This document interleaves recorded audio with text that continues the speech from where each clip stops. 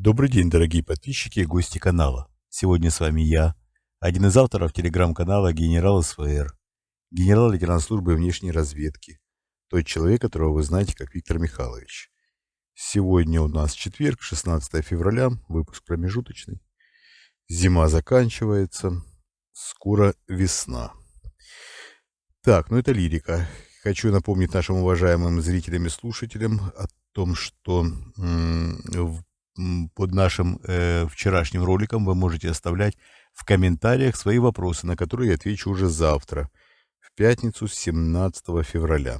Еще раз напоминаю, в комментариях к нашему вчерашнему ролику, который вышел в среду, оставляйте, пожалуйста, свои вопросы. И перед тем, как оставить вопрос, пишите слово «вопрос» либо знак вопроса. На самые популярные вопросы я отвечу завтра. Так, теперь перейдем к обсуждению сегодняшних тем. Перейдем к обсуждению. Сегодня вообще информационное пространство наполнялось довольно интересными фактами. Во-первых, из небытия выполз Сурков. Сурков выполз, дал интервью сам себе, я это так называю, и даже рассказал, что Минские соглашения — это все, извиняюсь, ерунда. Изначально России Минские соглашения воспринимались как невыполнимые.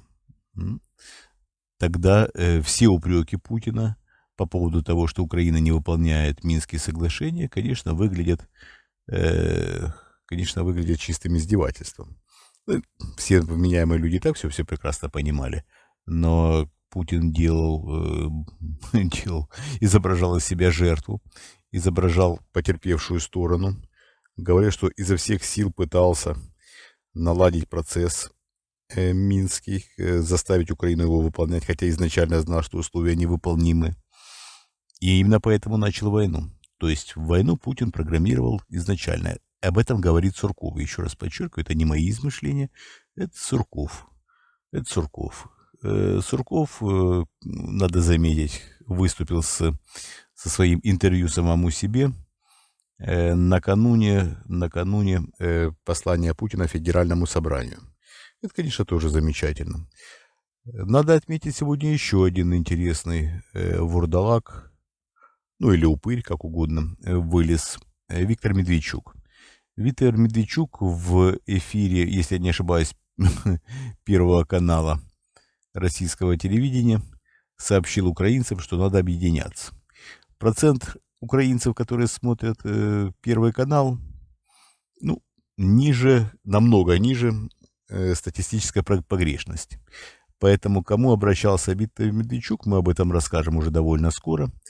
Мы расскажем, что планирует Виктор Медведчук, и о том расскажем, кто будет спонсировать его новый проект. Угадайте, кто? Сразу такой анонс небольшой. Правильно. Наши уважаемые соотечественники, россияне, которым явно некуда больше девать деньги. Да ладно, об этом немножко позже. У нас в телеграм-канале, либо в основном, либо в резервном, еще посмотрим, где именно опубликуем. И самое интересное, опять-таки по поводу высказываний. Лукашенко торопится помириться с Путиным. Совсем недавно, общаясь по телефону с Путиным, он опять пытался продвигать свои прогрессивные мысли по поводу того, что участвовать в войне не будет. На что Путин распсиховался и объяснил ему, что лучше помалкивать и не мешать в таком случае самому Путину реализовывать свои военные фантазии. Лукашенко немножко, конечно, присел на то, на чем, собственно говоря, до этого сидел.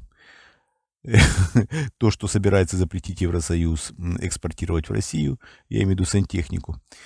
И, конечно же, решил все-таки помириться.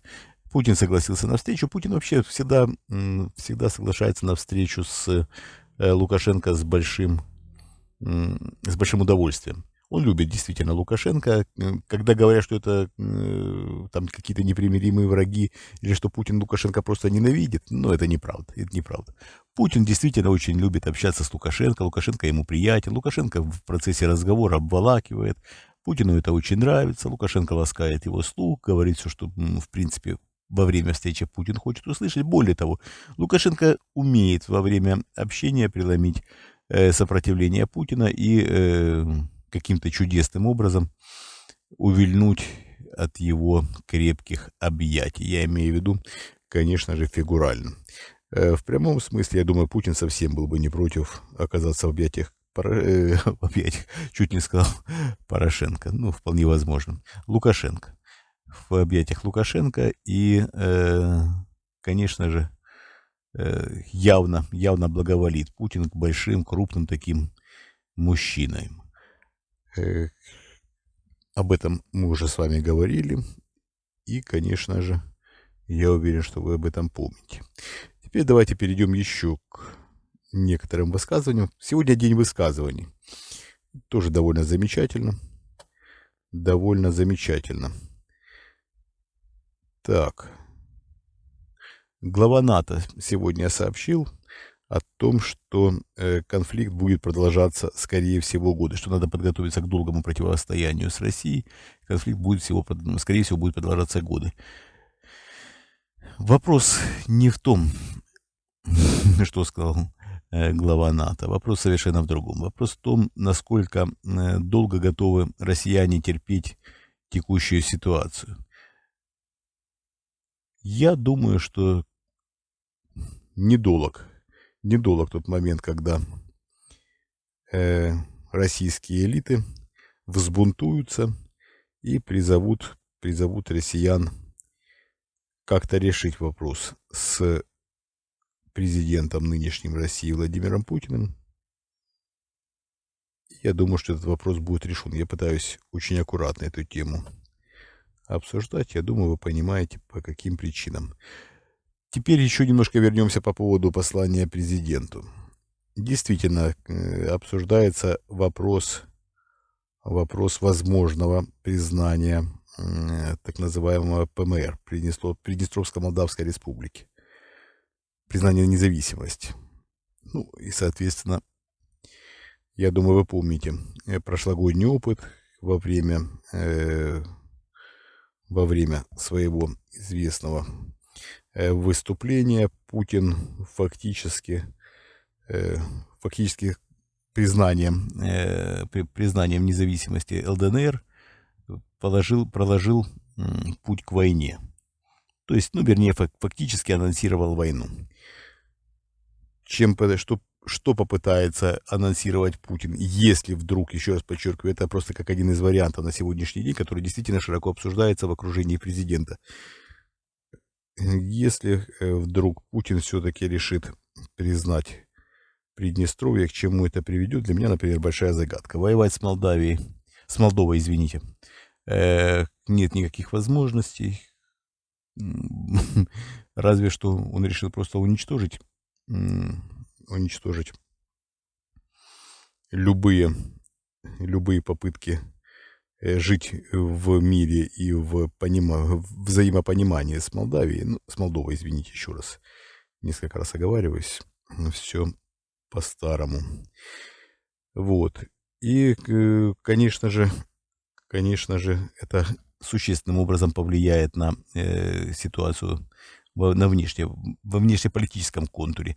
Понятно, что и так сейчас все довольно паскудно, но Путин старается своими руками закопать все больше и больше перспективы. Насчет присоединения к России Абхазии и Южной Осетии вопрос обсуждается, но опять-таки надо смотреть на те решения, которые будут приняты Путиным ближе к самому посланию. Я напомню, что послание будет 21 февраля. Тогда уже можно более или менее четко обсуждать. Сейчас действительно это на слуху, действительно это обсуждается. Но я скажу, что вопросы признания Приднестровья сейчас стоят даже выше, чем возможное присоединение Абхазии и Южной Осетии. Так, мы с вами уже практически 10 минут. Я вам хочу напомнить о том, что вы можете оставлять свои вопросы в комментариях к нашему вчерашнему ролику, а можете подписаться на Patreon. Там я отвечаю практически на все вопросы, которые задают. Большое спасибо, что были со мной. Мы вас любим, это искренне, это самое главное. Всего доброго, до свидания.